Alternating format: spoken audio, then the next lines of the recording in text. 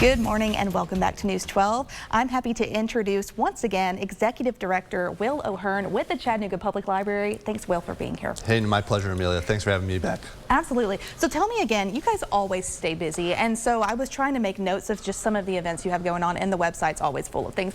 Tell me what you're excited to talk about for people this summer, just July, August, everything in general. Well, as you mentioned, we always stay busy. We've actually already had a record-breaking year for our summer reading program. Last time we talked a little bit about that. Yeah. We've already had more participants sign up than all of last year, and we're about halfway through right now. Oh, so my word. We have almost 2,000 participants. Last year we had 1,600 total, so we're really happy about that.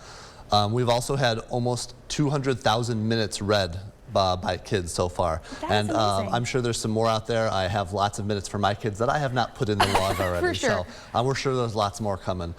We've also partnered with Carter this summer to work with Read and Ride. We've had over 1,000 riders already go on the Read and Ride pass. And again, anyone can sign up for that program. You don't have to be part of you don't have to have a card.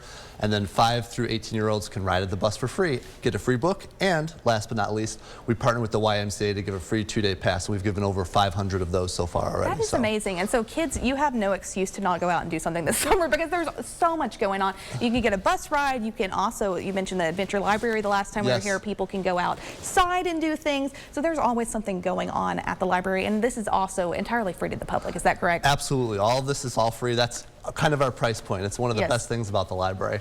And speaking of stuff going on, we also have tons of programming to have you come on out. One of the things I'd love to tell you about is at South Chat branch, we have on July 10th from 3 to 5 a mini Ren Fair. So if you're not ready to quite go to the Ren Fair, you can go to a mini Ren Fair where take your kid there, kind of get them acclimated, put them in their best medieval costume. Love it. Yeah, they can make flower crowns and then balloon swords, and then there'll be jugglers and all sorts of fun things there. Again, South Chat 3 to 5, July 10th. That is amazing. Yeah. That's so cool. I feel like Renaissance fairs are something that are just so awesome. They pop around all sorts of different communities, but that's awesome that you said South Chat. So that's going to be a pretty central location for people of all ages to take advantage of and to have some fun, kind of historical activities, but also just have fun in general. That's right. A little bit different for us. We have our Eastgate Library the first and third Fridays at 10 o'clock. We have mindfulness story time. We're actually partnering with the Family Justice Center to help kids work with interpersonal connections and big feelings. So we all know the pandemic hit and made things a little bit harder. So that's a way to kind of reacclimate yourself and deal with those things in a kind of a fun setting. So again,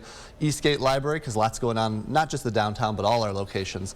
And that's going to be first and third Friday of the month. So partnered with the Family Justice Center. That's amazing. Well, you're like, I could just keep going on and on, but that's amazing as well, showing that there's the fun activities, but there's also the way to incorporate mental health resources, and for our kids that might not think that they have them, but everyone was impacted by the pandemic, especially the students that had to deal with hybrid learning and all sorts of things that were just not conventional in general. So thank you again for doing that and for giving people the resources to that.